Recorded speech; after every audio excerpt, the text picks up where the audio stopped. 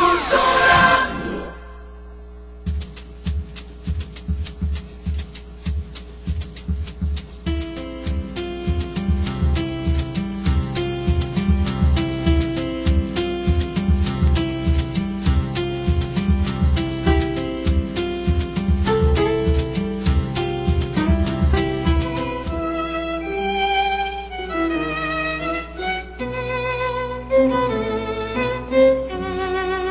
Você acompanhou nos programas anteriores a superação dos obstáculos dos primeiros habitantes que disputaram as terras emaranhadas da ilha para fundar nossa capital.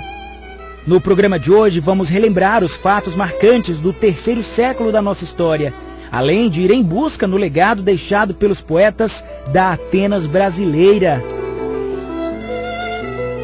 O século XIX marcou a história maranhense com sangue e poesia. Isso porque foi nesse século que aconteceram as principais revoltas e lutas armadas do nosso estado. Também brilharam os importantes nomes da nossa literatura.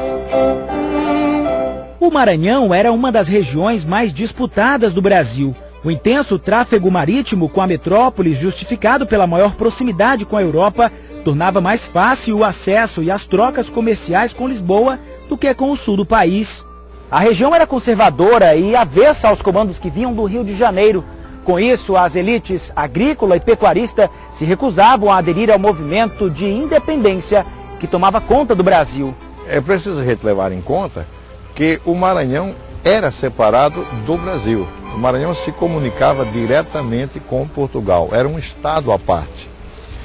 O que isso significa? Qual é o sentido que a gente pode aprender desse fato?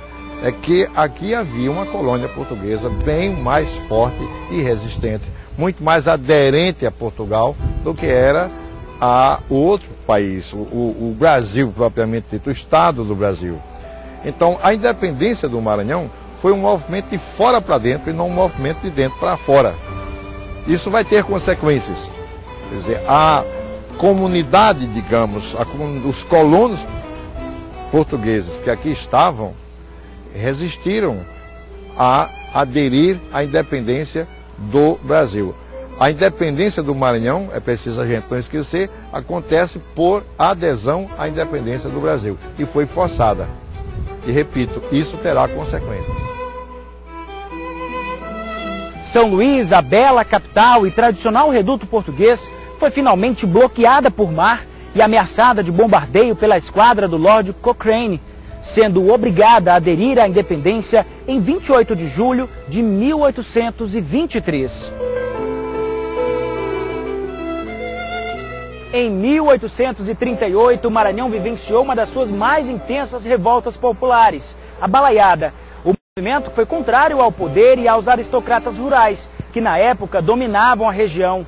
A Balaiada é um movimento de caráter popular, visto assim pela maioria dos historiadores, que objetivou romper com as arbitrariedades dos grandes proprietários de terras latifundiários do interior do Maranhão, em disputa política com a elite intelectualizada da capital. Olha, inicialmente, nós temos a disputa política pelo poder local, desenvolvido pelos conservadores, né, chamados cabanos, e pelos liberais, denominados bentivis. A Balaiada é um movimento de reação às condições precárias que vivia a sociedade maranhense naquele momento. A Balaiada é das páginas mais lidas e reviradas da nossa história, mas é preciso reconhecer um herói, o povo maranhense, que até hoje luta para diminuir as desigualdades sociais já evidenciadas naquela época. Prova disso é o formato de cidades como São Luís e Alcântara, com seus sobradões requintados e produções coloniais, cujos traços se constratam com as vilas esquecidas do interior.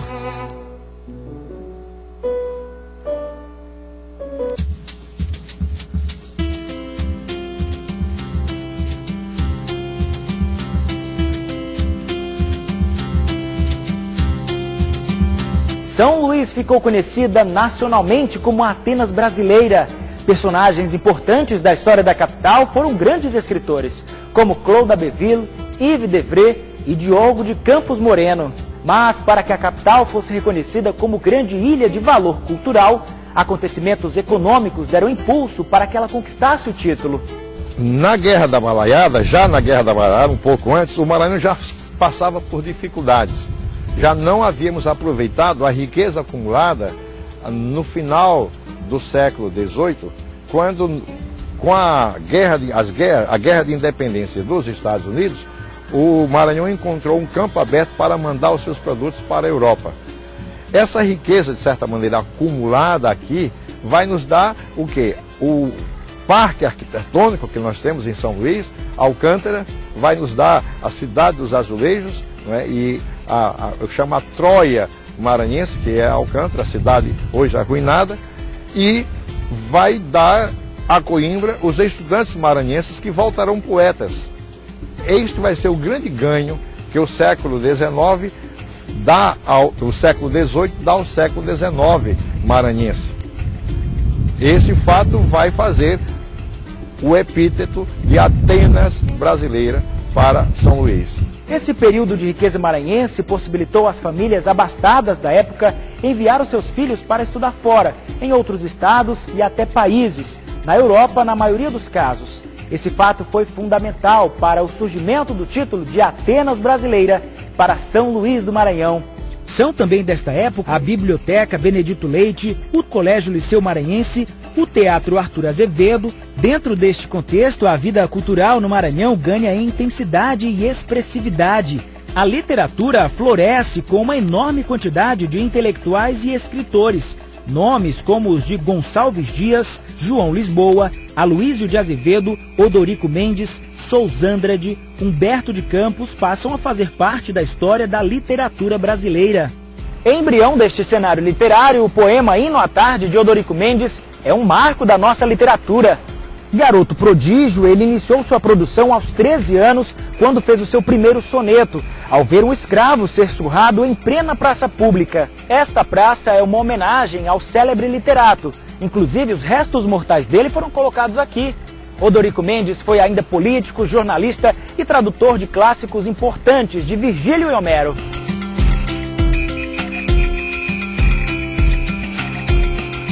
Também neste século, ecoaram pelos becos de São Luís o sobrenome de uma família de grande prestígio intelectual. Filhos de Davi Gonçalves de Azevedo, vice-cônsul de Portugal, e Emília Amália Pinto de Magalhães, os irmãos Aloísio e Arthur de Azevedo escreveram seus nomes na história do Brasil. O romance O Mulato, de Aloísio de Azevedo, foi publicado em 1881 e causou escândalo na sociedade maranhense, não só pela crua linguagem naturalista, mas sobretudo pelo assunto de que tratava, o preconceito racial. Bom, a obra O Mulato constitui um marco na historiografia literária tanto do Maranhão quanto do Brasil, porque introduz a escola de Émile Zola, que é o naturalismo. É uma escola em que está baseada no cientificismo, na exposição de elementos determinantes no comportamento de determinadas personagens de uma sociedade, no caso a sociedade maranhense. Então, o Mulato de Aloísio Azevedo constitui um marco na historiografia literária maranhense e brasileira. Aloísio de Azevedo foi jornalista, cartunista, poeta e escritor. Foi membro da Academia Brasileira de Letras e da Maranhense de Letras. É visto pelos críticos como o iniciante do naturalismo literário no Brasil, influenciado pelo escritor francês Émile Zola, fundador do naturalismo literário.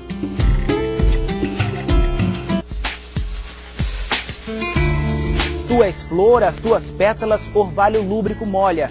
Eu sou flor que se desfolha no verde chão do jardim.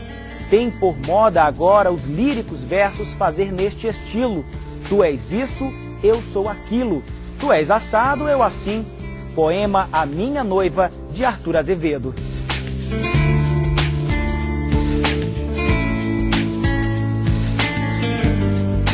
Arthur Azevedo escreveu sua vida nos palcos do Brasil. Apaixonado pelo teatro desde menino, aos 8 anos de idade ele já brincava de adaptar textos. Em sua obra, ele acendia as luzes para uma visão única da sociedade de sua época. Em cena, entrava toda a sensibilidade de um verdadeiro artista. Podemos dizer que esse maranhense, nascido na metade do século XIX, se transformou na mais significativa figura do teatro brasileiro de todos os tempos. Isso na visão do crítico Sábado Magaldi, na visão do crítico Décio Almeida Prado, que são os dois maiores críticos do teatro brasileiro. Então, Arthur Azevedo e o Aloísio deram uma contribuição enorme, tanto ao Maranhão quanto ao Brasil, na questão da nossa cultura literária. Arthur Azevedo foi responsável pela criação do teatro de revista no Brasil. Ele integrou o grupo fundador da Academia Brasileira de Letras.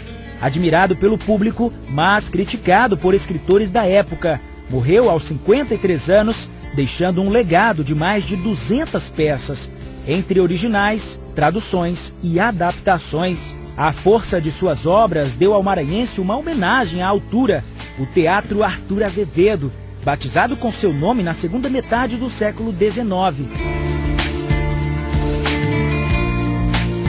Ao final do século XIX, um projeto de futuro alternativo para evitar a decadência econômica do Maranhão é iniciado. Este projeto ganha densidade ao fim da década de 80. A instalação de indústrias têxteis aqui mesmo no estado para aproveitar a produção local de algodão foi uma tentativa de industrialização. Neste período são instaladas fábricas no interior, em Codó, Caxias e em São Luís. As fábricas aqui na capital produziram grandes transformações urbanas. Aqui em São Luís foram construídas fábricas na Camboa, Madre Deus e ainda na atual Rua Cândido Ribeiro, onde fica este complexo com mais de 9.000 metros quadrados, divididos em 7 unidades e que formam a fábrica Santa Amélia. Ela foi o único casarão que foi adaptado para ser fábrica.